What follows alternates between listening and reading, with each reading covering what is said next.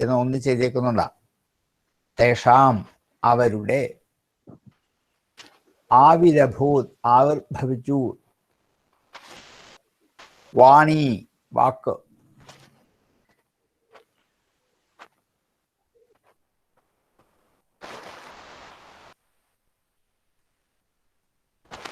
അരൂപ മേഘനിഫ്വന, അരൂപാവാണി രൂപമില്ലാത്ത ശബ്ദം എന്ന് നമ്മൾ അശരീരി എന്ന് പറയും.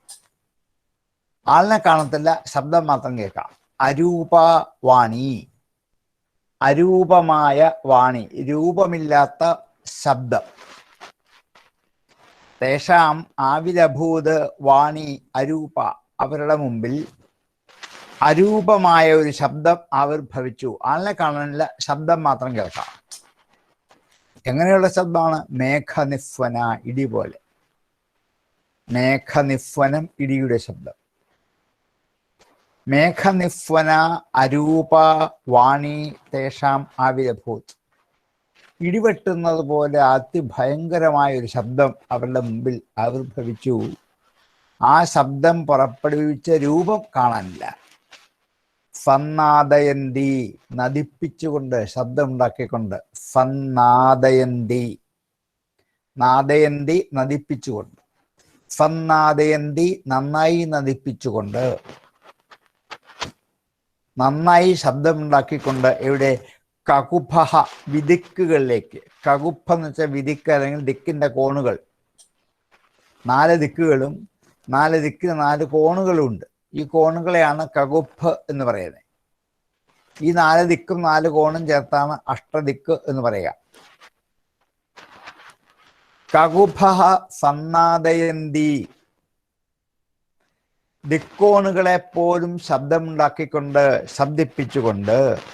സാധൂനാം അഭയം കരി, സാധൂനാം സാധുക്കൾക്ക്, സജ്ജനങ്ങൾക്ക്, ഷഷ്ഠി ബഹുജനമാണ്. സാധൂനാം അവർക്ക്, അഭയം കരി അഭയം ചെയ്യുന്നവനായിട്ട്, സാധുക്കൾക്ക് അഭയം ചെയ്യുന്ന, അഭയമുണ്ടാക്കുന്ന. സാധൂനാം അഭയങ്കരി, സാധുക്കൾക്ക് അഭയമുണ്ടാക്കുന്ന, ഇടിവെട്ടുന്ന ശബ്ദം പോലെയുള്ള നാനാദിക്കുകളെയും നദിപ്പിച്ചുകൊണ്ട് അരൂപമായ ഒരു ശബ്ദം അവരുടെ മുമ്പിൽ ആവിർഭവിച്ചു. മുമ്പ് പറഞ്ഞ വിധത്തിൽ ഭഗവാനെ സ്തുതിക്കുന്ന, ഭജിക്കുന്ന അവരുടെ മുമ്പിൽ ഒരു വാണി, ഒരു വാക്ക് ആവിർഭവിച്ചു. രൂപം കാണാനില്ല, ആകൃതിയില്ല, രൂപവുമില്ല. ആ വാക്കിൻ്റെ, ആ വാണിയുടെ മഹാത്മ്യമാണ്. അരൂപമാണെന്ന് മാത്രമല്ല, നല്ല ശബ്ദവുമാണ്, മേഘനിഫ്വനമാണ്. തന്നെയല്ല, അതിൻ്റെ ശബ്ദം ദിക്കോണുകളിൽ പോലും ചെല്ലും. ദിക്കിൽ മാത്രമല്ല, ദിക്കിൻ്റെ കോണുകളിൽ പോലും ചെല്ലും. ആ ശബ്ദം സജ്ജനങ്ങൾക്ക് അഭയമുണ്ടാക്കുന്നതാണ്. സാധൂനാം അഭയങ്കരി, സജ്ജനങ്ങൾക്ക് അഭയമുണ്ടാക്കുന്ന ഒരു ശബ്ദം അവരുടെ മുമ്പിലേക്ക് ആവിർഭവിച്ചു. തേഷാമാവിരഭൂദ്വാണി അരൂപാമേഘനിഫ്വനാം സന്നാദയന്തീകകുഭ സാധൂനാമഭയങ്കരി. തേഷാമാവിരഭൂദ്വാണി അരൂപാമേഘനിഫ്വനാം സന്നാദയന്തീകകുഭ സാധൂനാമഭയങ്കരി. തേഷാമാവിരഭൂദ്വാണി അരൂപാമേഘനിഫ്വനാം സന്നാദയന്തീകകുഭ സാധൂനാമഭയങ്കരി. മാ ഭൈഷ്ടവിബുധശ്രേഷ്ഠാഃ സർവേഷാം ഭദ്രമസ്തു വാ മദ്ദർശനം ഹി ഭൂതാനം സർവാശ്രയോപപത്തയേ.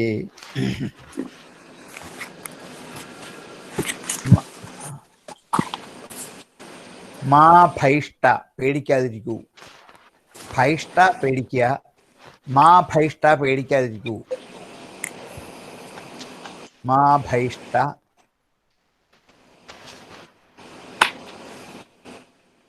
വിബുധശ്രേഷ്ഠാഹ, ദേവന്മാരെ. വിബുധന്മാർ ദേവന്മാർ, വിബുധശ്രേഷ്ഠാഹ ദേവശ്രേഷ്ഠന്മാർ. അല്ലയോ ദേവന്മാരെ, നിങ്ങൾ ഭയക്കാതിരിക്കൂ.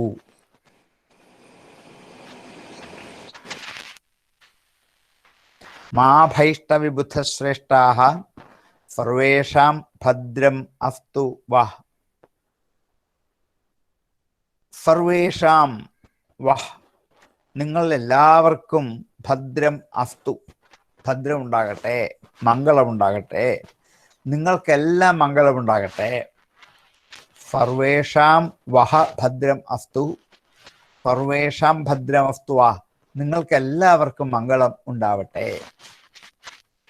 മത് ദർശനം ഹി ഭൂതാനാം, മത് ദർശനം എൻ്റെ ദർശനം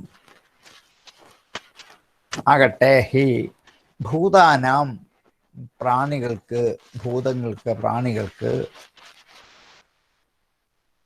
സർവ ശ്രേയോപപത്തയെ, സർവ ശ്രേയ ഉപപത്തയെ, ശ്രേയോപപത്തയെ, എല്ലാവിധ ശ്രേയസ്സിനും ഉപപത്തിക്കായി കൊണ്ടുള്ളതാണ്. ഉപപത്തി വെച്ച പ്രാപ്തി, പ്രാപിക്കുക, ഉണ്ടാവുക. ശ്രേയോപപത്തി, ശ്രേയസ് പ്രാപിക്കുക, ശ്രേയസ് ഉണ്ടാവുക. ശ്രേയോപപത്തയേന്ന് ചതുർത്ഥിയാണ്, ഉപപത്തിക്കായിക്കൊണ്ട്. ഹരേ എന്ന പോലെ ഉപപത്തയെ, ഉപപത്തിക്കായിക്കൊണ്ട്. സർവശ്രേയ ഉപപത്തയെ, സർവശ്രേയോപപത്തയെ, എല്ലാ ശ്രേയസ്സുകളും പ്രാപിക്കാൻ നിങ്ങൾക്ക് കാരണമാണ് എൻ്റെ ദർശനം. മത് ദർശനം ഹി ഭൂതാനാം സർവശ്രേയോപപത്തയെ, എൻ്റെ ദർശനം ഭൂതങ്ങൾക്ക്, പ്രാണികൾക്ക് എല്ലാവിധ ശ്രേയസ്സും ഉണ്ടാക്കാൻ കാരണമാണ്. അതുകൊണ്ട് എൻ്റെ ഈ ദർശനം വിഫലമല്ല, നിങ്ങൾക്ക് മംഗളം ഉണ്ടാകട്ടെ. നമ്മളെ ഭാഷയിൽ നോക്കിയാൽ കണ്ടില്ലല്ലോ, കേട്ടതല്ലേ ഉള്ളൂ. മദ്ദർശനം എന്ന് പറഞ്ഞ പിന്നെ എന്തിനാണ്? ഇവിടെ രൂപമല്ലല്ലോ കണ്ടത്, ശബ്ദം കേട്ടതേ ഉള്ളൂ എന്നാ പറഞ്ഞത്. അരൂപ വാണി എന്നാ പറഞ്ഞത്. അപ്പം ഈ വാണിയും ശബ്ദവും മണവുമൊക്കെ ദർശനങ്ങളാണ്, അല്ലെങ്കിൽ കാണിച്ചു തരുന്നവകളാണ്. ശബ്ദം ഒരു വ്യക്തിയെ കാണിച്ചു തരാനുള്ള ഒരു ഉപകരണമാണ്. ശബ്ദം കേൾക്കുന്ന ദിക്കിലേക്ക് നോക്കും, എന്നിട്ട് ചോദിക്കും ആരാതെന്ന്, അല്ലേ? എവിടുന്നാണോ ശബ്ദം കേട്ടോ അങ്ങോട്ട് നോക്കിയിട്ട് ആരാതെന്ന് ചോദിക്കും. അപ്പൊ ഈ ശബ്ദത്തിൽ കൂടിയാണ് ഈ ആളിനെ എന്ത് ചെയ്യുന്നത്, തിരിച്ചറിയാൻ പറ്റുന്നത്. ഒരു മണം വരുമ്പോൾ ഇത് എന്തിൻ്റെ മണമാണ്, എവിടുന്നാണ് എന്ന് അന്വേഷിക്കും, അവസാനം ഉൽപ്പത്തി കണ്ടെത്തും. ഇതേപോലെ ഈശ്വര സ്വരൂപത്തെ കാണാൻ ഉള്ള വഴികളാണ് ഈ കാണിച്ചെന്നൊക്കെ. അതുകൊണ്ട് ഇതൊക്കെ ദർശനങ്ങളാണ്. ദർശനം എന്ന് വെച്ചാൽ കാഴ്ചപ്പാട്, വീക്ഷണം എന്നേ ഉള്ളൂ അർത്ഥം. അപ്പൊ ഇതിൽ കൂടി, ശബ്ദത്തിൽ കൂടി അങ്ങയെ കാണാൻ പറ്റും, ഗന്ധത്തിൽ കൂടി അങ്ങയെ കാണാൻ പറ്റും, രൂപത്തിൽ കൂടി അങ്ങയെ കാണാൻ പറ്റും. ഇങ്ങനെ ഈ 5 ഇന്ദ്രിയങ്ങൾ കൊണ്ട് സംവേദനം ചെയ്യാൻ പറ്റുന്നവനാണ് അങ്ങ്. അറിവ് എന്ന് വെച്ചാൽ കണ്ണുകൊണ്ട് കാണുന്നത് മാത്രമല്ല, ചെവി കൊണ്ട് കേൾക്കുന്നതും മൂക്കുകൊണ്ട് അറിയുന്നതും ഒക്കെ അറിവ് തന്നെയാണ്. മണത്തറിയുക, കേട്ടറിയുക, രുചിച്ചറിയുക, കണ്ടറിയുക, ഇതൊക്കെ അറിവാണല്ലോ. അതുകൊണ്ട് നമ്മുടെ ഭാഷ ഒരു ഇന്ദ്രിയം കൊണ്ട്, കണ്ണുകൊണ്ട് കണ്ടെങ്കിൽ മാത്രമേ അറിയാൻ പറ്റൂ എന്നില്ല. ഈ ഭഗവത് സ്വരൂപത്തെ ഇവരറിഞ്ഞത് എന്താണ്? ശബ്ദം കൊണ്ടാണ് അറിഞ്ഞത്. ശബ്ദ സാക്ഷാത്കാരം മാത്രമാണ് കിട്ടിയത്. അങ്ങനെയുള്ള എൻ്റെ ദർശനം പ്രധാനപ്പെട്ട ശബ്ദ സാക്ഷാത്കാരം കൊണ്ട് നിങ്ങൾക്ക് ലഭിച്ച എൻ്റെ ഈ ദർശനം നിങ്ങൾക്ക് എല്ലാവർക്കും മംഗളമുണ്ടാക്കും. ഒരിക്കലും എൻ്റെ ദർശനം വിഫലമായി തീരില്ല. അതുകൊണ്ട് നിങ്ങൾക്ക് ഐശ്വര്യപ്രദമായി തീരുകയുള്ളൂ എന്ന് ആദ്യം തന്നെ ഭഗവാൻ അവരെ അനുഗ്രഹിച്ചു. മാ ഭൈഷ്ടവിബുധ ശ്രേഷ്ഠാഃ സർവേഷാം ഭദ്രമസ്തു വാം മദ്ദർശനം ഹി ഭൂതാനാം സർവശ്രേയോപപത്തയേ. മാ ഭൈഷ്ടവിബുധ ശ്രേഷ്ഠാഃ സർവേഷാം ഭദ്രമസ്തു വാം മദ്ദർശനം ഹി ഭൂതാനാം സർവശ്രേയോപപത്തയേ. മാ ഭൈഷ്ടവിബുധ ശ്രേഷ്ഠാഃ സർവേഷാം ഭദ്രമസ്തു വഃ മദ്ദർശനം ഹി ഭൂതാനാം സർവശ്രേയോപപത്തയേ. ജ്ഞാതമേതസ്യ ദൗരാത്മ്യം ദൈതേയാപസദസ്യതാം തസ്യശന്തിം കരിഷ്യാമി കാലം താവത് പ്രതീക്ഷതാം. ജ്ഞാതം ഏതസ്യ ദൗരാത്മ്യം, ജ്ഞാതം അറിയപ്പെട്ടു, അറിഞ്ഞിരിക്കുന്നു. ഏതസ്യ അവൻ്റെ, ഏതസ്യ അവൻ്റെ, ജ്ഞാതം ഏതസ്യ കുടിരുമ്പോൾ ജ്ഞാതമേതസ്യ എന്ന് വരുന്നതാണ്. ദൗരാത്മ്യം ദുഷ്ടത, ദൗരാത്മ്യം ദുഷ്ടത. ഏതസ്യ ദൗരാത്മ്യം അവന്റെ ദുഷ്ടത ജ്ഞാതം ഞാൻ അറിഞ്ഞിരിക്കുന്നു. നിങ്ങൾ പറയാതെ തന്നെ ഹിരണ്യകശിപു ഈ 3 ലോകത്തെയും ഉപദ്രവിക്കുന്നു എന്ന് എനിക്കറിയാം. കാരണം അവിടുന്ന് പോന്നപ്പോൾ തന്നെ ഇങ്ങനെയാണല്ലോ പോകുന്നത്. അസുരവംശത്തിൽ പോയി ജനിക്കാൻ പറഞ്ഞാൽ തന്നെ 3 ലോകത്തെയും എന്തെയാണ് ഉപദ്രവിക്കാനാണ് പോകുന്നതെന്നറിയാം. അപ്പൊ നിങ്ങൾ പറയാതെ തന്നെ ഹിരണ്യകശിപുവിന്റെ ദുഷ്ടതകൾ എനിക്ക് അറിയാം. ജ്ഞാതമേതസ്യ ദൗരാത്മ്യം ദൈതേയ അപഫദസ്യത. ദൈതേയൻ ദൈത്യൻ അസുരൻ, അപഫദൻ നിന്ദ്യൻ നികൃഷ്ടൻ.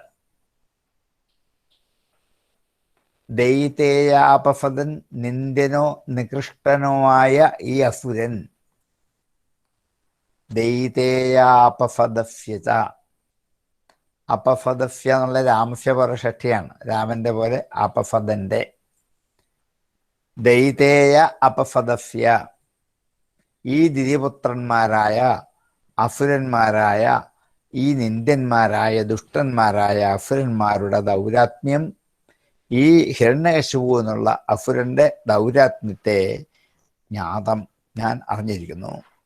തസ് ശാന്തിം കരിഷ്യാമി അതിന് ശാന്തി ചെയ്യുന്നുണ്ട്. കരിഷ്യാമി ഭാവികാലമാണ്. അതിന് ശാന്തി ഞാൻ ചെയ്യുന്നുണ്ട്. തസ്യ ശാന്തിം കരിഷ്യാമി.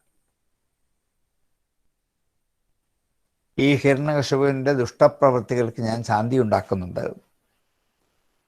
കാലം താവത് പ്രതീക്ഷത. കാലം കാത്തിരുന്നുള്ളൂ. അതിന് സമയമുണ്ടാവും. ആ സമയം നോക്കിയിരുന്നുള്ളൂ. ഇപ്പം സമയമായിട്ടില്ല. അതിൻ്റെ കൃത്യസമയത്ത് ഞാൻ വന്ന് നിങ്ങൾക്ക് ക്ഷേമം ഉണ്ടാക്കിത്തരാം, മംഗളം ഉണ്ടാക്കിത്തരും. എന്ത് ചെയ്തിട്ട്? അസുരവംശത്തിൽ ജനിച്ച നിന്ദ്യനായ ദുഷ്ടാത്മാവിനെ നിഗ്രഹിച്ചുകൊണ്ട് അവനെ ഇല്ലായ്മ ചെയ്തുകൊണ്ട് നിങ്ങൾക്ക് ശാന്തി ഞാൻ ഉണ്ടാക്കി തന്നോളാം. പൊക്കോളൂ, ഞാനൊക്കെ ഏറ്റു എന്ന് പറഞ്ഞാൽ പോരല്ലോ. എങ്ങനെയാണ് ചെയ്യുന്നത്, എന്താണ്, എപ്പോഴാണ് എന്നൊക്കെ ഇവർക്ക് ആശങ്കയുണ്ടാകും. അതിനൊക്കെ സമാധാനം ചേർത്തിട്ട് കഴിഞ്ഞു. തസ്യ ശാന്തിയും അഹം കരിഷ്യാമി. അതിന് ശാന്തി ഞാൻ ചെയ്തു കൊള്ളാം. കാലം താവത് പ്രതീക്ഷത. താവത് അതുവരെയുള്ള കാലം, കാലത്തെ പ്രതീക്ഷത കാത്തിരുന്നു കൊള്ളൂ. ജ്ഞാതമേതസ്യ ദൗരാത്മ്യം ദൈതേയാപഫദസ്യ ച തസ്യ ശാന്തിം കരിഷ്യാമി കാലം താവത് പ്രതീക്ഷതാം. ജ്ഞാതമേതസ്യ ദൗരാത്മ്യം ദൈതേയാപഫദസ്യ ച തസ്യ ശാന്തിം കരിഷ്യാമി കാലം താവത് പ്രതീക്ഷതാം. ജ്ഞാതമേതസ്യ ദൗരാത്മ്യം ദൈതേയാപഫദസ്യ ച തസ്യ ശാന്തിം കരിഷ്യാമി കാലം താവത് പ്രതീക്ഷതാം. യഥാ ദേവേഷു വേദേഷു ഗോഷു വിപ്രേഷു സാധുഷു ധർമ്മേ മൈജ വിദ്വേഷ സവാ ആശു വിനശ്യതി. എന്നാണ് കാത്തിരിക്കൂ എന്നാണ്. ഈ കാത്തിരിപ്പ് എത്ര കാലമായി വേണ്ടി വരുന്നത്? ഒരു ദിവസം പോലും ഞങ്ങൾക്ക് സഹിക്കാനാവില്ല. അത് 10,000 വർഷം കഴിഞ്ഞാണ് എന്ന് പറയുന്നത്. അതുവരെ സഹിക്കണ്ടേ? അല്ല, എന്നാണ്? യഥാ എപ്പോഴാണോ ദേവേഷു വേദേഷു ഗോഷു വിപ്രേഷു സാധുഷു, എല്ലാം സപ്തമി ബഹുജനമാണ്. ദേവേഷു ദേവന്മാരിൽ, വേദേഷു വേദങ്ങളിൽ, ഗോഷു പശുക്കളിൽ ഗോക്കളിൽ, വിപ്രേഷു ബ്രാഹ്മണരിൽ, സാധുഷു സജ്ജനങ്ങളിൽ. ദേവേഷു ദേവന്മാരിൽ, വേദേഷു വേദങ്ങളിൽ, ഗോഷു ഗോക്കളിൽ പശുക്കളിൽ, വിപ്രേഷു ബ്രാഹ്മണരിൽ, സാധുഷു സജ്ജനങ്ങളിൽ. ധർമ്മേ ധർമ്മത്തിൽ, അത് ഏകവചനമാണ്. ധർമ്മേ കണ്ടില്ലേ? ധർമ്മത്തിൽ. മയിച്ച എന്നിലും, അതും സപ്തമി. മൈ എന്നിൽ.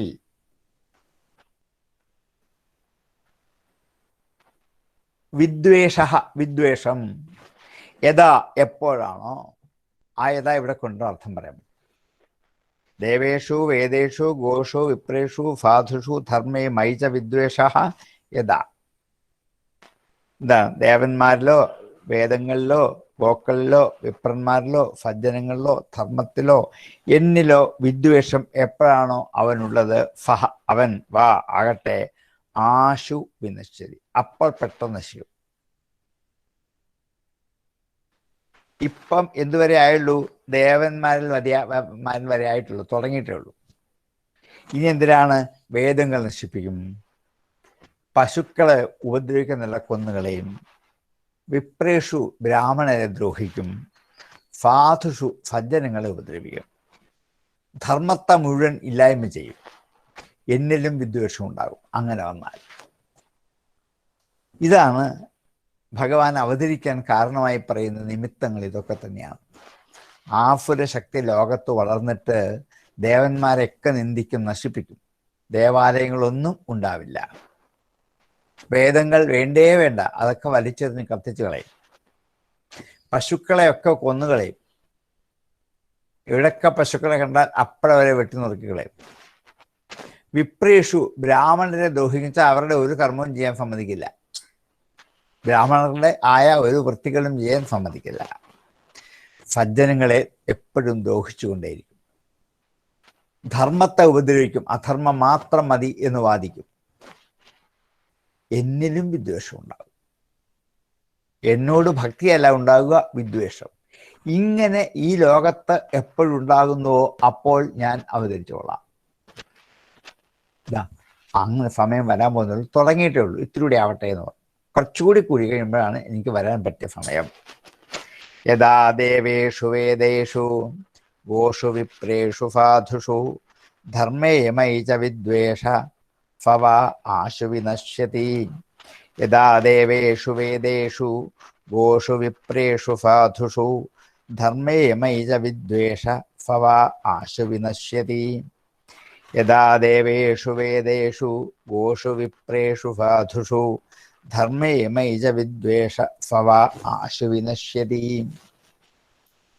നിർവൈരായ പ്രശാന്തായാം സ്വഫുതായ മഹാത്മനെ പ്രഹ്ലാദായ യഥാ ദൃഹ്യേത് ഹനിഷ്യേപി പരോർജിതം. നിർവൈരായ പ്രശാന്തായ സ്വഫുതായ മഹാത്മനെ പ്രഹ്ലാദായ യഥാ ദൃഹ്യേത്. ദൃഹ്യേത് ഹനിഷ്യെ കുടിച്ചുമ്പോൾ ദൃഹ്യേത് ധനുഷ്യെന്ന് ധായും കൂടെ ചേരുന്നതാണ്.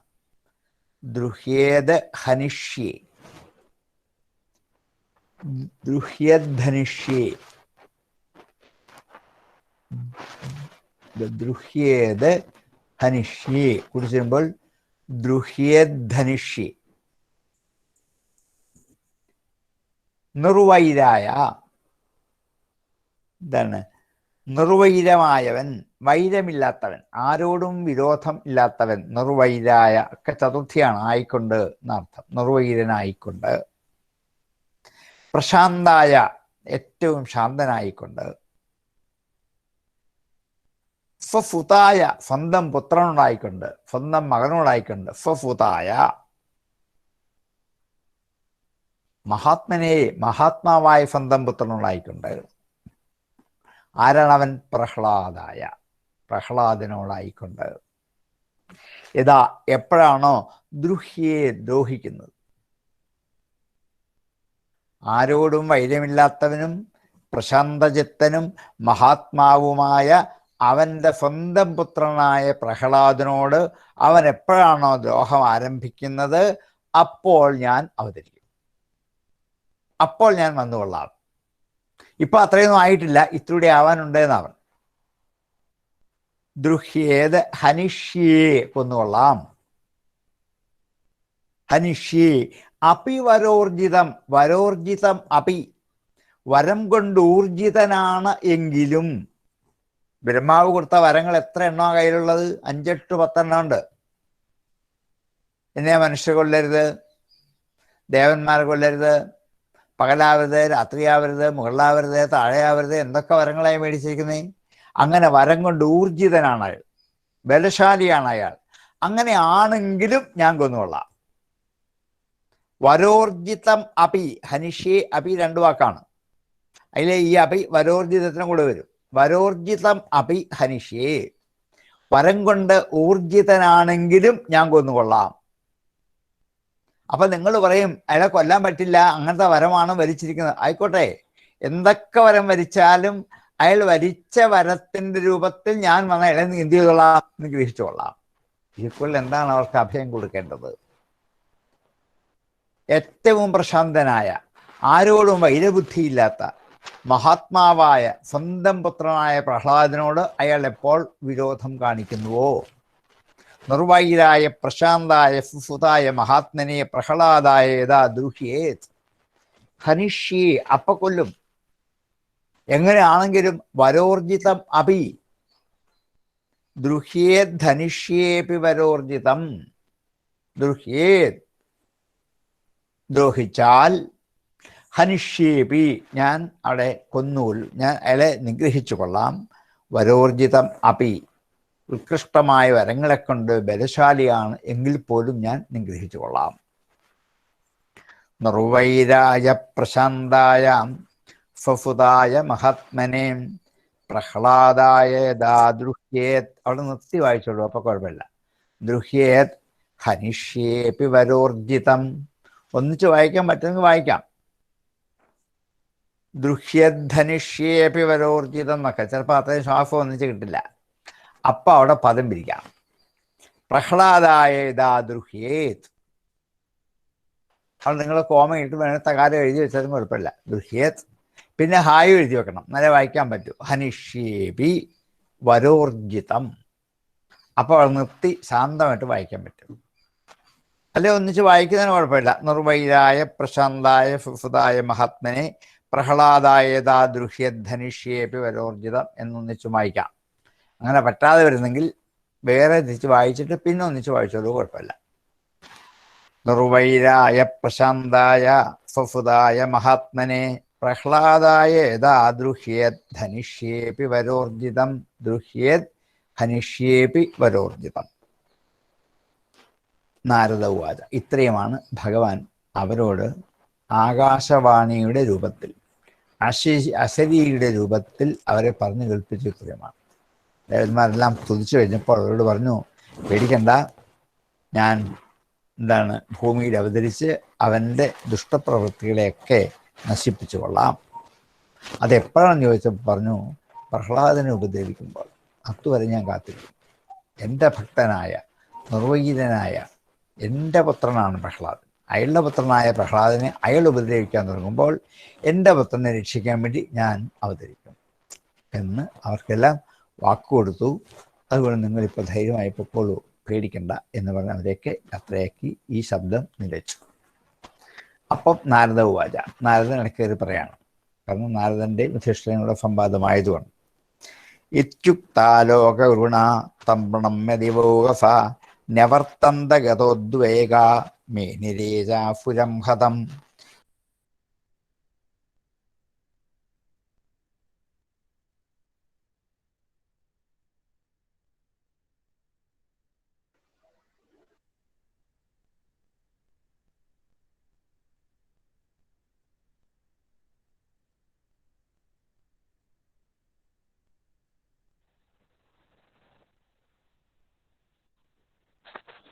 സാർ മ്യൂട്ടായിട്ടുണ്ട്. സൗണ്ട് മ്യൂട്ടായിട്ടുണ്ട്. ദിവൗകസഹ ദേവന്മാർ. ഇത്യുക്ത ലോകഗുരുണാത്തം പ്രണമ്യ ദിവൗകസഹ ദേവന്മാർ. ദിവൗകസഹ തം പ്രണമ്യ ദേവന്മാർ അവനെ നമസ്കരിച്ചിട്ട്. ആരെ? ഇങ്ങനെ പറയപ്പെട്ട ലോകഗുരുവായ ആളില്ലല്ലോ, രൂപം കാണാനില്ല, ശബ്ദം കേട്ട ദിക്കിലേക്ക് നമസ്കരിച്ചു, അത്രേ ഉള്ളൂ. ഇത്യുക്ത ലോകഗുരുനാഥം പ്രണമ്യ ദിവൗകസഹ ന്യവർത്തന്ത പിന്തിരിഞ്ഞു. ന്യവർത്തന്ത അവരെല്ലാം തിരിഞ്ഞു പോരുന്നു. ഗതോദ്വേഗ ദുഃഖം പോയിട്ട്, ഗതമായ ഉദ്വേഗത്തോടുകൂടി. ഗതോദ്വേഗ, ഗതം ച പോയ, ഇല്ലാതായ. ഉദ്വേഗം ഉത്കണ്ഠ, ദുഃഖം എന്നർത്ഥം. ഗതോദ്വേഗ ഉത്കണ്ഠയില്ലാത്തവരായിട്ട്, ദുഃഖമില്ലാത്തവരായി തീർന്നിട്ട്. ഗതോദ്വേഗ ന്യവർത്തന്ത ഗതമായ ഉദ്വേഗത്തോടു കൂടിയവരായിട്ട് പിന്തിരിഞ്ഞു. ഗതോദ്വേഗ ന്യവർത്തന്ത. മേനിരേച, മേനിരെ വിചാരിച്ചു, മേനിരെ വിചാരിച്ചു.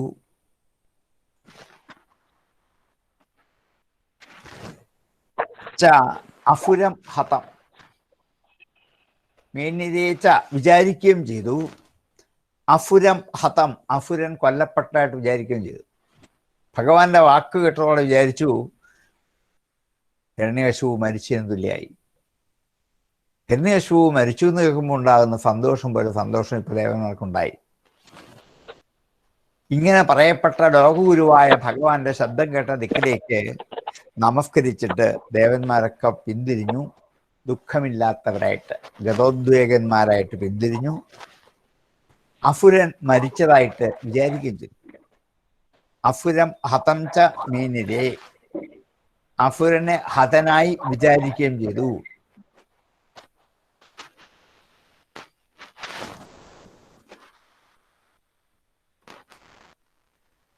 അൺമ്യൂട്ട് ചെയ്തിട്ട് ശബ്ദം ഉണ്ടാകുന്നുള്ളത്. ശാന്താനാരായണൻ ഒന്ന് മ്യൂട്ട് ചെയ്ത് വെച്ചാൽ ശബ്ദം കുറഞ്ഞിരിക്കും. ശാന്താനാരായണൻ അൺമ്യൂട്ട് ചെയ്തിരിക്കുകയാണ്, ചിലപ്പോൾ അറിയാതായിരിക്കും. ഒന്ന് മ്യൂട്ട് ചെയ്യണം, അല്ലെങ്കിൽ ശബ്ദം കേട്ടുകൊണ്ടിരിക്കുമ്പോൾ ഞാൻ പറയുന്ന കേൾക്കാൻ പറ്റാതാവും.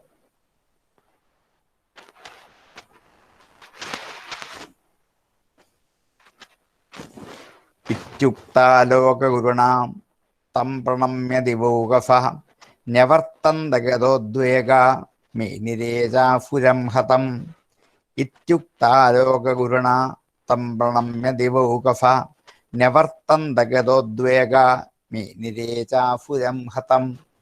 ഇത്യുക്താലോകഗുരുണ തം പ്രണമ്യ ദിവൗകസഃ ന്യവർത്തന്തഗതോദ്വേഗ മേനിരേചാസുരം ഹതം.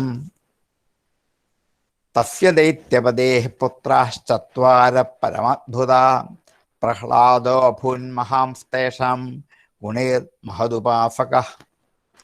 തസ്യ ദൈത്യപതേഃ, തസ്യ അവന്, ദൈത്യപതിയായ അവന്, അസുരപതിയായ അവന്, തസ്യ ദൈത്യപതേഃ പുത്രാശ്ചത്വരഃ, 4 പുത്രന്മാർ. പുത്രാശ്ചത്വാരഃ, 4 പുത്രന്മാർ. പരമ അദ്ഭുതാഹ, പരമാദ്ഭുതാഹ, പരമമായ അത്ഭുതത്തോടുകൂടിയ പ്രഹ്ലാദോ അഭൂത് മഹാൻ തേഷാം. പ്രഹ്ലാദോ ഭൂൻ മഹാംസ്തേഷാം. പ്രഹ്ലാദോ അഭൂത് മഹാൻ തേഷാം. പ്രഹ്ലാദോ അഭൂത്, പ്രഹ്ലാദൻ അഭൂത് ഭവിച്ചു, ഉണ്ടായി. മഹതാം തേഷാം, തേഷാം മഹതാം, ആ മഹാത്മാക്കളിൽ വെച്ച് ഏറ്റവും ഉന്നതനായി, ഏറ്റവും അത്ഭുതകരനായി ഭവിച്ചു പ്രഹ്ലാദൻ. ബാക്കി കഥ നാരദൻ പറയാണ് ഇനി. ആ ദൈത്യപതിക്ക് 4 പുത്രന്മാരുണ്ടായി. ആ 4 പേരിൽ വെച്ച് അത്ഭുതകരമായ പ്രവൃത്തികൾ ചെയ്ത ഒരു പുത്രനുണ്ടായിരുന്നു. അവൻ്റെ പേരാണ് പ്രഹ്ലാദൻ.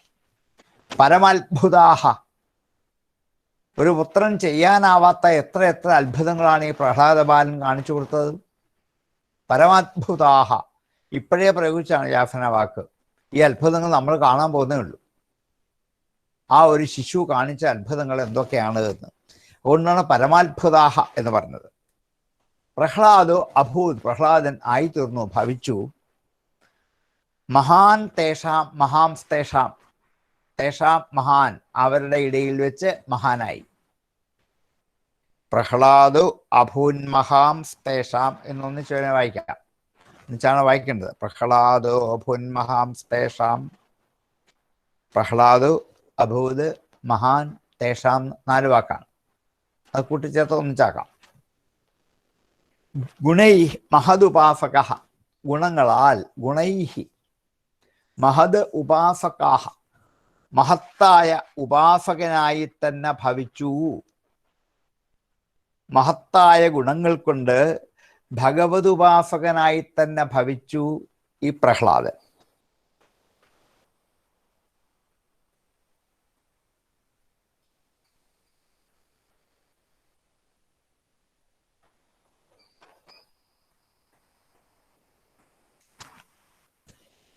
തസ്യ ദൈത്യപതേഃ പുത്രാഃ ചത്വാരഃ പരമാത്ഭുതാഃ പ്രഹ്ലാദോ അഭൂൻ മഹാംസ്തേഷാം ഗുണൈർമഹദുപാസകഃ. തസ്യ ദൈത്യപതേഃ ചത്വാരഃ പുത്രാഃ, ആ ദൈത്യപതിക്ക് 4 പുത്രന്മാരുണ്ടായിരുന്നു. അതിൽ പരമാത്ഭുതനായ പ്രഹ്ലാദനായി തീർന്നു പരമാത്ഭുതൻ. മഹാൻ തേഷാം, ആ 4 പേരിൽ വെച്ചും മഹാനായി പ്രഹ്ലാദൻ. ഗുണൈർ മഹദുപാസകഃ, തൻ്റെ സ്വഗുണങ്ങളെ കൊണ്ട്, മഹത്തായ ഗുണങ്ങളെ കൊണ്ട് ഉപാസകനായി തന്നെ ഭവിച്ചു. അപ്പൊ 4 പുത്രന്മാരുണ്ടായ ഹിരണ്യകശിപുവിന് പ്രഹ്ലാദൻ, അനുഹ്ലാദൻ, സംഹ്ലാദൻ, ഹ്ലാദൻ എന്ന് 4 പേർ.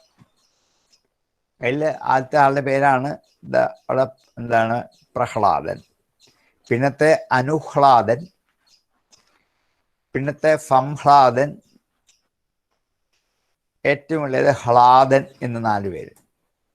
പണ്ടും ഇങ്ങനെയാണ് പേരിടുമ്പം എല്ലാ മക്കളുടെയും പേരിന് ആദ്യത്തെ അക്ഷരമോ അവസാനത്തെ അക്ഷരമോ ഒക്കെ ഒരുപോലെ ഇരിക്കണം എന്ന് വിചാരിക്കുന്നു. ഹിരണ്യകശിപു അങ്ങനെ തന്നെ വിചാരിച്ചു. പ്രായം എന്ന ഉപസർഗം മാറ്റിയെന്ന് മാത്രമേ ഉള്ളൂ, ബാക്കിയെല്ലാം ഒരുപോലെ തന്നെ ഇട്ടു. എന്താണ്, ഒന്ന് അനുഹ്ലാദൻ, പിന്നൊന്ന് സംഹ്ലാദൻ, പിന്നൊന്ന് പ്രഹ്ലാദൻ, പിന്നൊന്ന് ഹ്ലാദൻ എന്ന് മാത്രം. ഇങ്ങനെ 4 പേരുള്ള പുത്രന്മാരുണ്ടായിരുന്നതിൽ വെച്ച് ഈ 4 പേരിൽ വെച്ച് പ്രഹ്ലാദൻ മഹത്തമനാണ്, ഉത്കൃഷ്ടനാണ്, പരമങ്ങളായ അത്ഭുതങ്ങൾ കാണിച്ചവനാണ്. തസ്യ ദൈത്യപതേ പുത്രാഃ ചത്വാര പരമാത്ഭുതാ പ്രഹ്ലാദോ അഭൂൻ മഹാംസ്തേഷാം ഗുണൈർമഹദുപാസകാഃ. തസ്യ ദൈത്യപതേ പുത്രാശ്ചത്വാര പരമാത്ഭുതാ പ്രഹ്ലാദോ അഭൂൻ മഹാംസ്തേഷാം ഗുണൈർമഹദുപാസകാഃ. തസ്യ ദൈത്യപതേ പുത്രാഃ ചത്വാര പരമാത്ഭുതാ പ്രഹ്ലാദോ അഭൂൻ മഹാംസ്തേഷാം ഗുണൈർമഹദുപാസകാഃ. ബ്രഹ്മണ്യശീലസമ്പന്ന സത്യസന്ധോ ജിതേന്ദ്രിയ ആത്മവഃ സർവഭൂതാനാം ഏകപ്രിയ സുഹൃത്തമാം. ഇനി എന്തുകൊണ്ടാണ് ഈ പ്രഹ്ലാദന് ഇത്ര അത്ഭുതകരനായ, ഉത്കൃഷ്ടനായ, മഹാനായി തീർന്നത് എന്ന് നമ്മളെ പ്രഹ്ലാദനെ ഒന്ന് പരിചയപ്പെടുത്തിയിട്ടാണ് കഥയിലേക്ക് പോകാൻ വന്നത്. നമുക്ക് 4 പുത്രന്മാരുണ്ട്, പക്ഷെ നമ്മൾ കഥ കേട്ട് നമുക്ക് പ്രഹ്ലാദനെ അറിയാം. പക്ഷെ പ്രഹ്ലാദന് മഹാത്മ്യം വിശിഷ്ടനെ വിസ്തരിച്ച് മനസ്സിലാക്കാൻ വേണ്ടി നാരദൻ 6-7 ശ്ലോകത്തിൽ കൂടി ഒന്ന് പരിചയപ്പെടുത്താണ് പ്രഹ്ലാദന്റെ ഗുണഗണങ്ങളെ. ഒന്ന് ബ്രഹ്മണ്യഃ, അദ്ദേഹം ബ്രാഹ്മണ ഭക്തനാണ്, ബ്രഹ്മണ്യനാണ്. പിതാവ് ബ്രാഹ്മണ വിദ്വേഷിയുമാണ്. നോക്കൂ, ഹിരണ്യകശിപു ബ്രാഹ്മണ വിദ്വേഷിയാണ്, ഈ പുത്രൻ ബ്രഹ്മണ്യഃ. ശീലസമ്പന്ന, സത് സ്വഭാവമുള്ളവന്. ശീലം എന്ന വാക്കിൻ്റെ അർത്ഥം നല്ല സ്വഭാവം എന്നാണ്. സത് ശീലം, ദുശ്ശീലം എന്ന് 2 തരത്തിലാണ് ശീലം.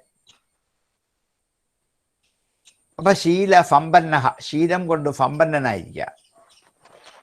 സത്യസന്ധ, സത്യത്തോട് സന്ധി ചെയ്യുന്നവനാണ് സത്യസന്ധൻ. സത്യത്തോടെ സന്ധി ചെയ്യുള്ളൂ, മറ്റൊന്നുകൊണ്ടും സന്ധി ചെയ്യില്ല. അവനെയാണ് സത്യസന്ധൻ എന്ന് വിളിക്കുന്നത്. നമ്മൾ മലയാളത്തിൽ പറയുന്ന വാക്കാത്. എന്ത് സത്യസന്ധനാണ്, പക്ഷെ നമ്മൾ ഇന്താന്നേ പറയൂ, ചന്തയുടെ ഇന്ത്യയെ പറയൂ. അതല്ല, സത്യസന്ധൻ എന്ന് സന്ധ്യയുടെ ഇന്ത്യയാണ് വേണ്ടത്. സത്യത്തോട് സന്ധിപ്പിക്കുന്നവനാണ്. ജിതേന്ദ്രിയ, ഇന്ദ്രിയങ്ങളെ ജയിച്ചവനാണ്, ജിതേന്ദ്രിയനാണ്. ആത്മവത് സർവഭൂതാനാം, പരമാത്മാവ് എന്നതുപോലെ സർവഭൂതങ്ങളെയും കാണുന്നവനാണ്. ആത്മവത് സർവഭൂതാനാം, പരമാത്മാവിനെ പോലെ, ഈശ്വരനെ പോലെ എല്ലാ ഭൂതങ്ങളെയും കാണുന്നവനാണ്. ഈ പ്രപഞ്ചത്തിലുണ്ടായ സമസ്ത പദാർത്ഥങ്ങളിലും ഈശ്വരനെ കാണുന്നവനാണ് പ്രഹ്ലാദൻ. ആത്മവത് സർവഭൂതാനാം ഏക പ്രിയ സുഹൃത്തമ, ഏകനായ, ഏകഃ ഒരാൾ, പ്രിയ സുഹൃത്തമ ഏറ്റവും ഇഷ്ടപ്പെട്ട സുഹൃത്തായ ഒരാൾ മാത്രം ഉള്ളവനാണ്. നമുക്ക് ഓരോ വിശേഷണവും എത്ര യുക്തമായിട്ടാണ് ചേർത്തിരിക്കുന്നത്. ഈ പ്രഹ്ലാദന്റെ സുഹൃത്ത് ഒറ്റ ഒരാളേ ഉള്ളൂ. ആരാണ്? ഈശ്വരൻ മാത്രം. നമ്മൾക്ക് നിങ്ങളുടെ കൂട്ടുകാരാരൊക്കെയെന്ന് വെച്ചാൽ എത്ര പേരുടെ പേരാണ് നമുക്ക് എടുത്തു പറയാൻ പറ്റുന്നത്? അതിനകത്ത് ആരുടെ പേരില്ല? ഈശ്വരന്റെ പേരില്ല. അപ്പൊ നമ്മൾക്ക് സൗഹൃദം ആരോടല്ല? ഈശ്വരനോടല്ല. പിന്നെ ആരോടാണ്? ചുറ്റുമുള്ള കുറെ ആൾക്കാരോടാണ്. അവർ എത്ര പേരുടെ പേര് വേണമെങ്കിൽ ഓർത്ത് പറയും. ഒരു ലിസ്റ്റ് മുഴുവൻ വേണേൽ പറയാൻ പറ്റും. അതിൻ്റെ അകത്ത് ആരുടെ പേരില്ല? ഈശ്വരന്റെ പേരില്ല. പക്ഷെ പ്രഹ്ലാദൻ അങ്ങനെയല്ല. പ്രഹ്ലാദനോട് ഇടോ തൻ്റെ കൂട്ടുകാരിൽ ഏറ്റവും വലിയ ഉത്തമനായ സുഹൃത്താരാണ്? ഭഗവാൻ. അതിക്കവിഞ്ഞ സുഹൃത്ത് എനിക്ക് വേറെ ഇല്ല എന്ന് വിചാരിക്കുന്നവനാണ് ഈ പ്രഹ്ലാദൻ. നോക്കൂ, പ്രഹ്ലാദന്റെ ഗുണഗണങ്ങളൊന്ന് വർണ്ണിച്ച് നമ്മെ മനസ്സിലാക്കുകയാണ് എങ്ങനെ ഉള്ളവനാണ്. അതുകൊണ്ടാണ് ഒന്ന്, ബ്രാഹ്മണ ഭക്തനാണ്, നല്ല സദ്ഗുണങ്ങളുള്ളവനാണ്, സത്യത്തോട് മാത്രം സന്ധി ചെയ്യുന്നവനാണ്, മറ്റൊന്നിനോടും വിട്ടുവീഴ്ചയില്ല, സത്യത്തിലേക്ക് മാത്രം ഉറച്ചു നിൽക്കുന്നവനാണ്, ഇന്ദ്രിയങ്ങളെ അടക്കി നിർത്തിയവനാണ്, തന്നെ പോലെ സർവ്വജീവജാലങ്ങളെയും തന്നെ പോലെ ആത്മാവിനെ പോലെ സർവ്വജീവജാലങ്ങളെയും കാണുന്നവനാണ്. ആത്മാവ സർവഭൂതാനി. ഈശ്വരനെ പോലെ പ്രപഞ്ചത്തിലുള്ള എല്ലാ ജീവജാലങ്ങളെയും കാണുന്നവനാണ്.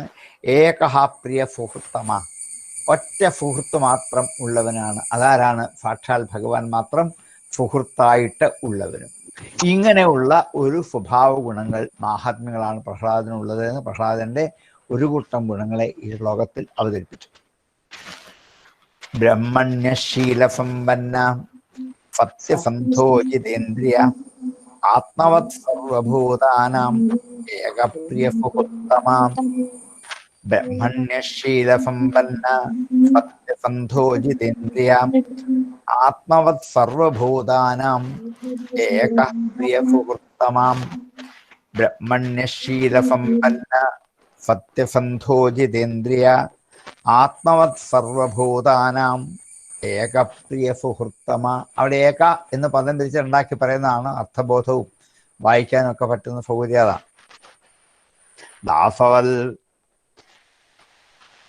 ദാസവത് സന്നതാര്യാഘ്രേ പിതൃവത് ദീനവത്സല ഭ്രാതുവത് സദൃശോ സ്നിഗ്ധോ ഗുരുഷ്വീശ്വരഭാവനാം വിദ്യാർത്ഥരൂപജന്മാഢ്യോ മാനസ്തംഭവിവർജിതാം. ദാസവത് സന്നത ആര്യ അഘ്രി. ദാസവത് സന്നതാര്യാഘ്രി. ദാസവത് സന്നത ആര്യ അഘ്രി. ദാസവത് സന്നതാര്യഘ്രി. ദാസവത് ദാസനെ പോലെ. ദാസവത് സന്നത ആര്യ അഘ്രി. സന്നതങ്ങളായ ആര്യന്മാരുടെ അഘ്രി പാദം. സന്നതന്മാർ നമസ്കരിക്കുന്നവരായ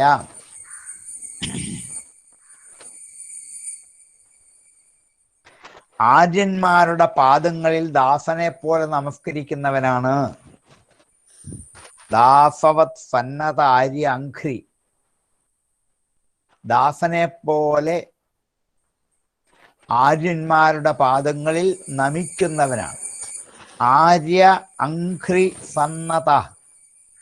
ആര്യന്മാരുടെ അഘ്രിയിൽ സന്നതനാണ്, നമസ്കരിക്കുന്നവനാണ്. ആരെപ്പോലെ? ദാസവത്. ഒരു ദാസനെ പോലെ ആര്യന്മാരുടെ പാദങ്ങളിൽ നമസ്കരിക്കുന്നവനാണ് ഈ പ്രഹ്ലാദൻ. ദാസവത് സന്നതാര്യഘ്രി പിതൃവത് ദീനവത്സലഹം. പിതാവിനെ പോലെ ദീനവത്സരനാണ്, ദുഃഖിതന്മാരിൽ വാത്സല്യമുള്ളവനാണ്.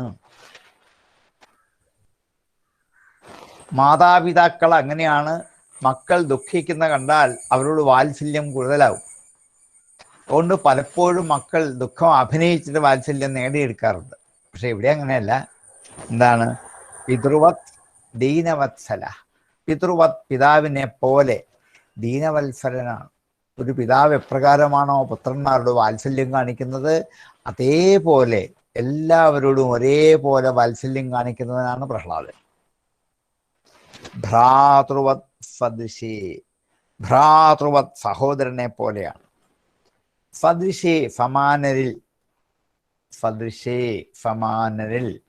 സദൃശ അകാരാന്ത പുല്ലിംഗമാണ്. അതിന്റെ സപ്തമിയാണ് സദൃശേ. സമാനരായുള്ള കൂട്ടുകാരിൽ ഉള്ള ഒപ്പം നിൽക്കുന്നവരിൽ സഹോദരങ്ങളെ പോലെ കാണും. ആരോടൊക്കെയാണോ താൻ സൗഹൃദം സ്ഥാപിച്ച് അവരെയൊക്കെ സഹോദരന്മാരെ പോലെ കാണും. ഭ്രാതൃവത് പദൃശേ സ്നിഗ്ധോ ഗുരുഷു ഈശ്വരഭാവന. സ്നേഹിക്കുന്ന ഗുരുക്കന്മാരിൽ ഈശ്വരഭാവന, ഈശ്വരനെ പോലെ ഭാവന ചെയ്യുന്നവരാണ്. സ്നിഗ്ധ സ്നേഹിക്കുന്ന, ഗുരുഷു ഗുരുക്കളിൽ ഈശ്വരഭാവന, ഈശ്വരനെ പോലെ ഭാവന ചെയ്യുന്നവനാണ്. സ്നേഹമുള്ള ഗുരുക്കന്മാരെ ഈശ്വരനെ പോലെ കാണുന്നവനാണ്. സ്നിഗ്ധോ ഗുരുഷ്വീശ്വരഭാവന ഭ്രാതൃവത് സദൃശേ സ്നിഗ്ധോ ഗുരുഷ്വീശ്വരഭാവന. ഗുരുഷു ഈശ്വരഭാവന, ഗുരുഷ്വീശ്വരഭാവന.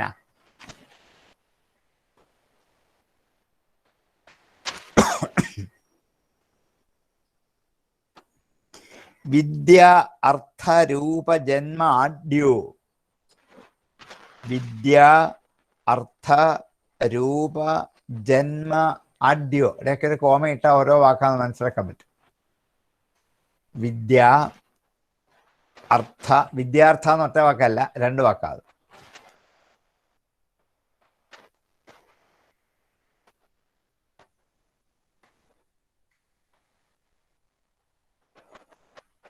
വിദ്യ അർത്ഥ രൂപ ജന്മ ആഢ്യോ.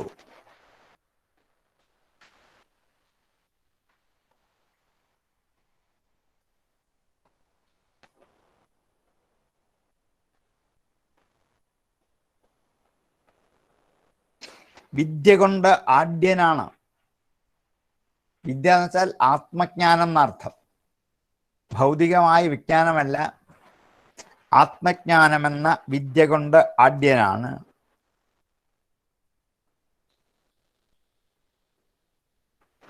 അർത്ഥം കൊണ്ട് ആഢ്യനാണ്, സമ്പത്ത് കൊണ്ട് ആഢ്യനാണ്. രൂപം കൊണ്ട് ആഢ്യനാണ്, സൗന്ദര്യം കൊണ്ട്. രൂപം സൗന്ദര്യം, അതുകൊണ്ട് ആഢ്യനാണ്.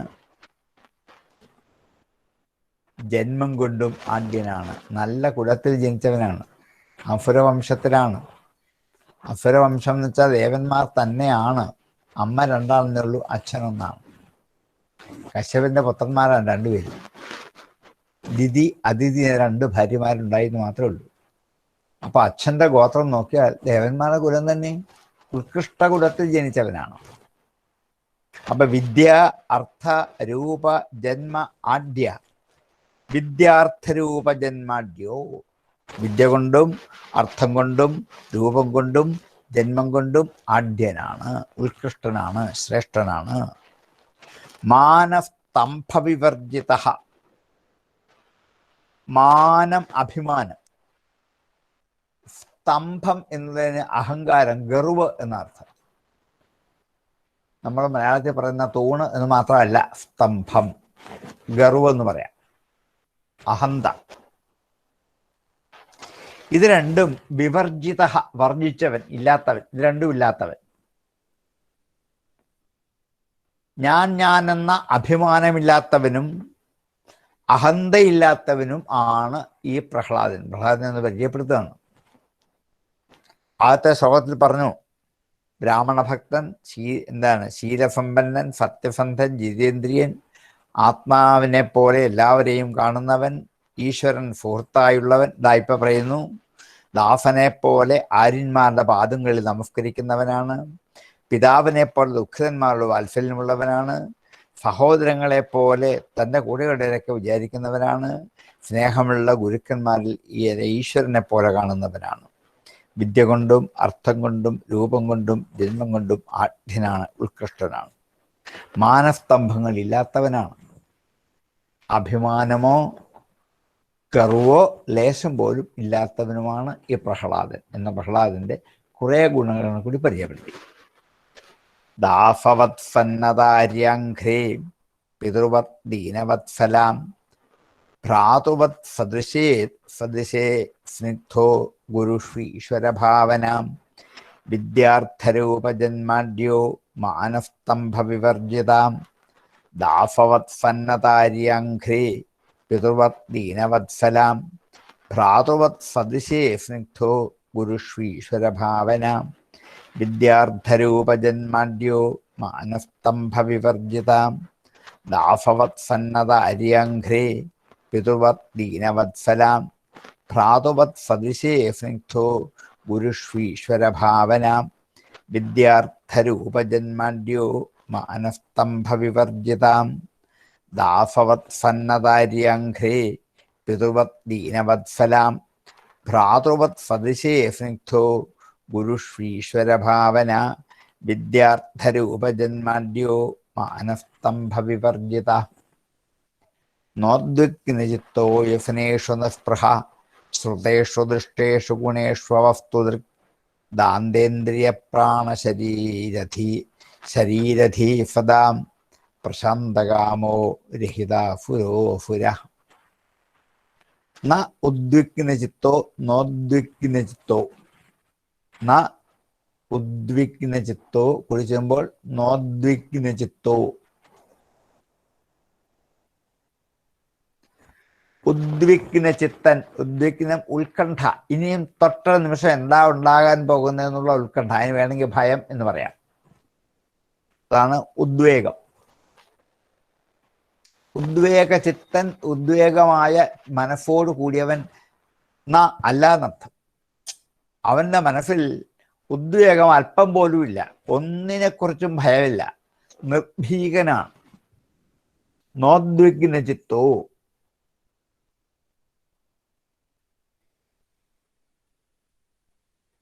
വ്യസനേഷു എപ്പോൾ വ്യസനങ്ങൾ വരുമ്പോൾ, വ്യസനങ്ങളിലൊക്കെ ഭയമില്ലാത്തവനാണ്, ആശങ്കയില്ലാത്തവനാണ്, ഉത്കണ്ഠയില്ലാത്തവനാണ്.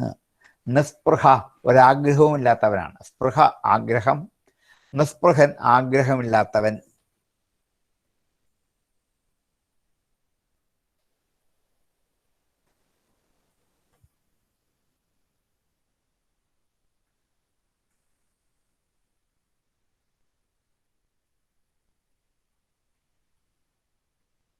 ശ്രുതേഷു ദൃഷ്ടേഷു ഗുണേഷു അവസ്തുദൃക്. ശ്രുതേഷു ദൃഷ്ടേഷു ഗുണേഷു അവസ്തുദൃക്. ശ്രുതേഷു കേൾക്കപ്പെട്ടവകളിൽ, കേട്ടവകളിൽ, ശ്രുതേഷു. ദൃഷ്ടേഷു കാണപ്പെട്ടവകളിൽ,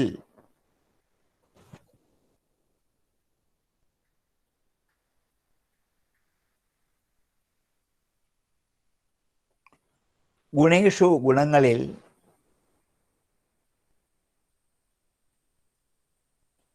അവസ്തുദൃക്ക് വസ്തുദൃക്ക് അല്ലാത്തവൻ. അവസ്തുദൃക്ക് വസ്തുദൃഷ്ടി ഇല്ലാത്തവൻ, അവസ്തുദൃക്ക്.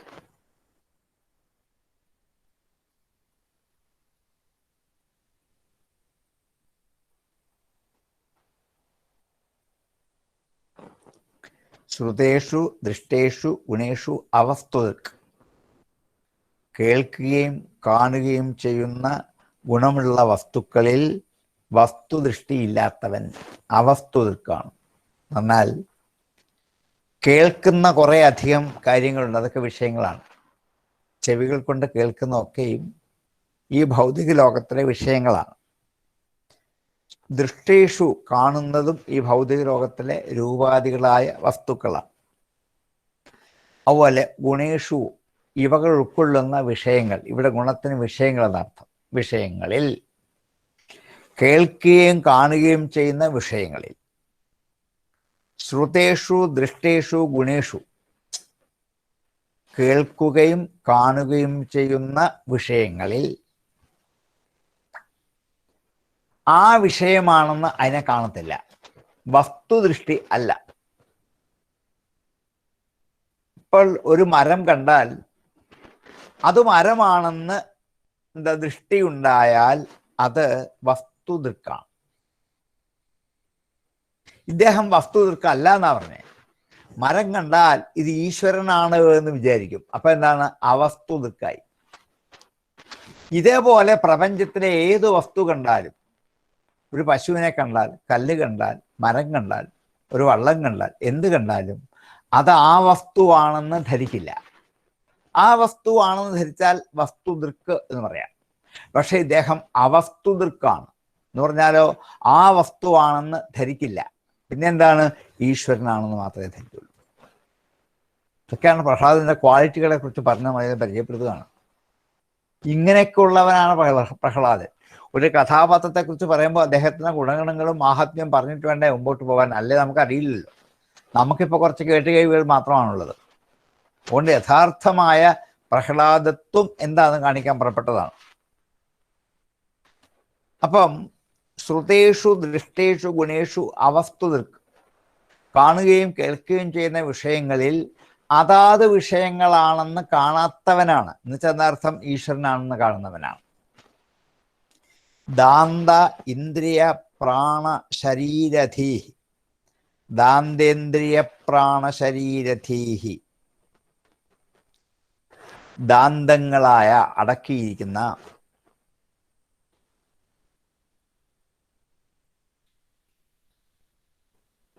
ഇന്ദ്രിയ പ്രാണ ശരീര ധീ, ഇന്ദ്രിയത്തെയും പ്രാണനെയും ശരീരത്തെയും ബുദ്ധിയെയും സദാ ദാന്ത, എല്ലായ്പ്പോഴും അടക്കിയവനാണ്. ദാന്ത ഇന്ദ്രിയ പ്രാണ ശരീരധീ സദാ, സദാ ഇന്ദ്രിയ പ്രാണ ശരീരധീഹി ദാന്തേ, എല്ലായ്പ്പോഴും ഇന്ദ്രിയങ്ങളും പ്രാണനും ശരീരവും ബുദ്ധിയും തൻ്റെ നിയന്ത്രണത്തിന് വിധേയമാക്കി മാറ്റിയവനാണ്. പിന്നെ പ്രശാന്തകാമ, എല്ലാ കാമവും ശാന്തമായവനാണ്. ഇനിയൊരു കാമവും ഇല്ല. പ്രശാന്തകാമ, സമസ്ത കാമങ്ങളും ശാന്തമായവനാണ്.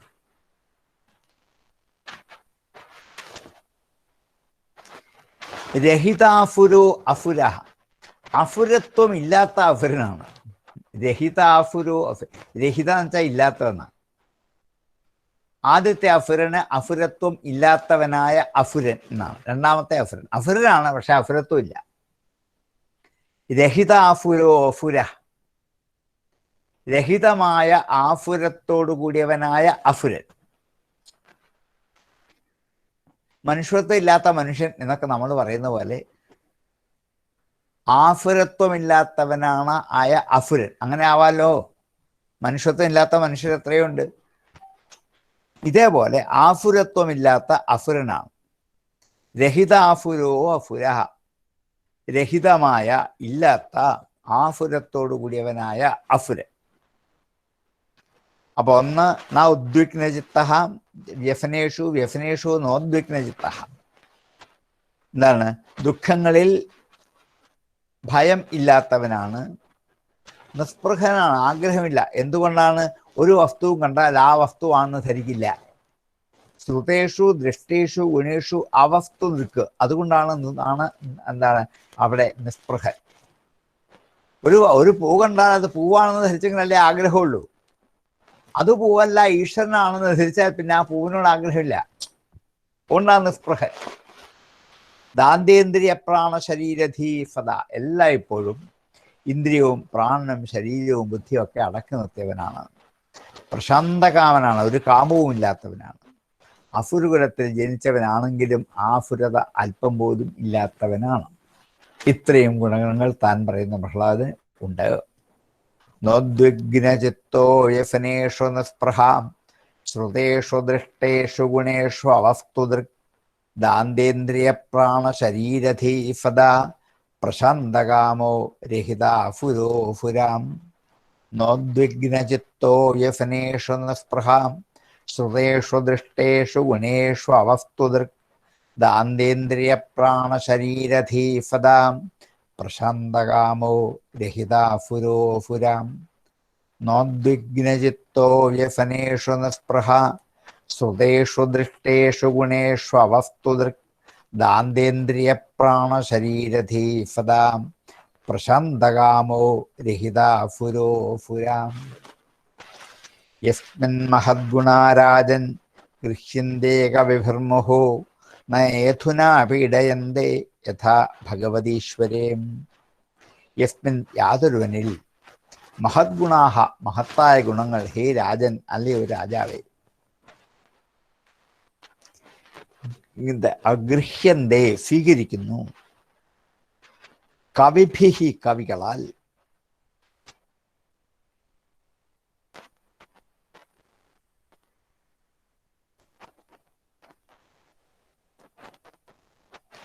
കവിഭിഹി മുഹു വീണ്ടും കവിഭിർമുഹു ഹേ രാജൻ എന്ന് സംബോധന ചെയ്താണ്. അല്ലയോ രാജാവേ, യാതൊരു പ്രഹ്ലാദനിൽ കാണപ്പെടുന്ന മഹത് ഗുണങ്ങൾ ഇന്നും കവികൾ ഗൃഹ്യന്തേ എന്ന് വെച്ചാൽ സ്വീകരിച്ച് വർണ്ണിച്ചുകൊണ്ടേയിരിക്കുന്നു എന്ന്. ഗൃഹ്യന്തേ സ്വീകരിക്കുന്നു, സ്വീകരിച്ചാൽ വർണ്ണിക്കുന്നു എന്ന്. അപ്പൊ പ്രഹ്ലാദനിൽ കാണപ്പെടുന്ന ഗുണഗണങ്ങൾ ഇന്നും കവികൾ വർണ്ണിക്കുന്നുണ്ടേ, കവികൾക്ക് വർണ്ണനാ വിഷയമാണ്. നതേ അധുനാപി ധീയന്തേ യഥാ ഭഗവതീശ്വരേ.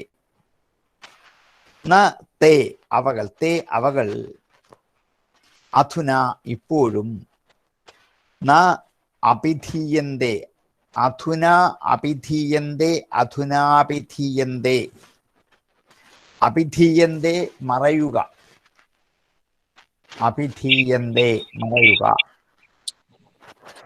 ന അഭിധീയന്തേ മറയാതിരിക്കുക,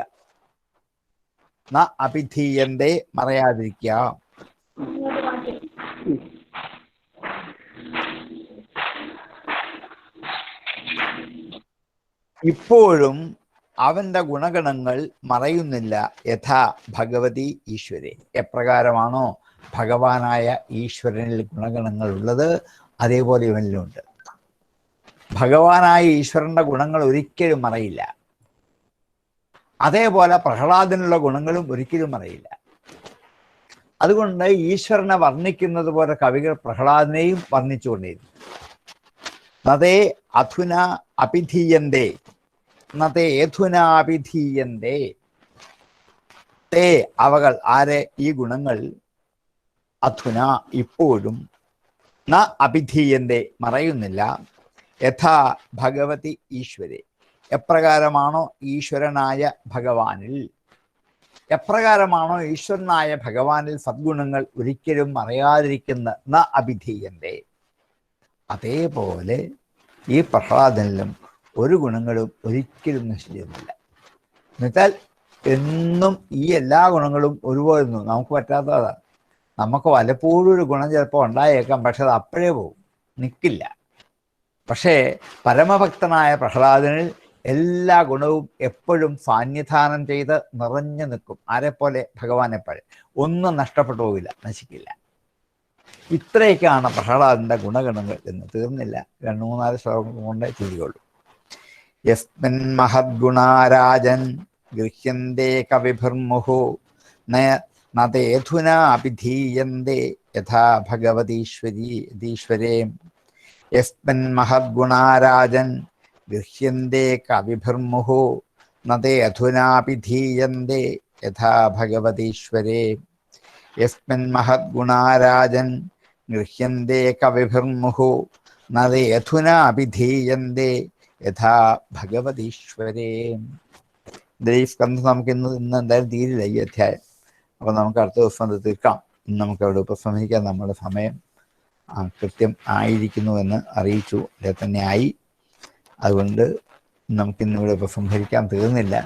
കാരണം ഭഗവാന്റെ ഗുണഗണങ്ങൾ വർണ്ണിച്ചാൽ തീരാത്തതുപോലെ പ്രഹ്ലാദന്റെ ഗുണഗണങ്ങളും വർണ്ണിച്ചാൽ തീരില്ല. അതേപോലെ ഗുണഗണങ്ങൾ ഉള്ളവനാണ് പ്രഹ്ലാദൻ. നമുക്ക് ഇനി അങ്ങോട്ട് തുടർന്ന് നാരദൻ വർണ്ണിക്കുന്ന. നമസ്കാരം സാറേ. നമസ്കാരം സാറേ, ഒരു സംശയം, 1 മിനിറ്റ് ഒന്ന് ചോദിച്ചോട്ടെ. ആയിക്കോളൂ. പുതുതായി ചേർന്നതാണ്. പോലും മനസ്സിലായില്ല. ഇത് സപ്തമസ്കന്ധം 4-ാം അധ്യായം. ഒന്നാം ഭാഗമാണോ? 1-ാം ഭാഗം 4-ാം അധ്യായം. ക്ഷമിക്കണം, ഞാനിപ്പോ 2 ക്ലാസ് അറ്റൻഡ് ചെയ്തു. പുസ്തകം കിട്ടിയതേ ഉള്ളൂ. അയ്യോ, ഞാൻ ആദ്യം പറഞ്ഞിരുന്നു സപ്തമസ്കന്ധം ആണെന്നും 4-ാം അധ്യായമാണെന്നും ഞാൻ ആദ്യം പറഞ്ഞു. എല്ലാ ദിവസവും ഞാൻ തുടങ്ങുമ്പോൾ ഇത് പറയും. ടീച്ചർ ഒന്ന് കേട്ടാ മതി. ശരി, ക്ഷമിക്കണം. ഓ ആയിക്കോട്ടെ. സാർ ആര്യന്മാർ എന്ന് പറഞ്ഞ അർത്ഥം എന്താണ്? ആര്യന്മാർ ആര്യന്മാർ ശ്രേഷ്ഠന്മാർ, ഉത്കൃഷ്ടന്മാർ എന്ന് മാത്രമേ ഉള്ളൂ. ആര്യ ശബ്ദത്തിന് ശ്രേഷ്ഠൻ എന്നർത്ഥം. ആര്യന്മാർ വെച്ചാൽ സദ്ഗുണസമ്പന്നന്മാരായ വിദ്വാൻമാർ, ശ്രേഷ്ഠന്മാർ എന്നേ ഉള്ളൂ. അത് ഒന്നാം ഭാഗം തന്നെയാണല്ലോ. അതെ അതെ, ഒന്നാം ഭാഗം തന്നെ. ഒന്നാം ഭാഗത്തിൽ സപ്തമ സ്കന്ധം നോക്കണം, 7-ാം സ്കന്ധം. അതിൽ 4-ാം അധ്യായമാണ്. 4-ാം അധ്യായത്തിൽ ഇപ്പൊ നമ്മൾ 35 ശ്ലോകം വരെ എടുത്തു. അടുത്ത ദിവസം 36 മുതൽ തുടങ്ങും. ഒന്ന് നോട്ട് ചെയ്ത് വെച്ചാൽ മതി. അതെ. ആർക്കെങ്കിലും സംശയങ്ങളുണ്ടോ?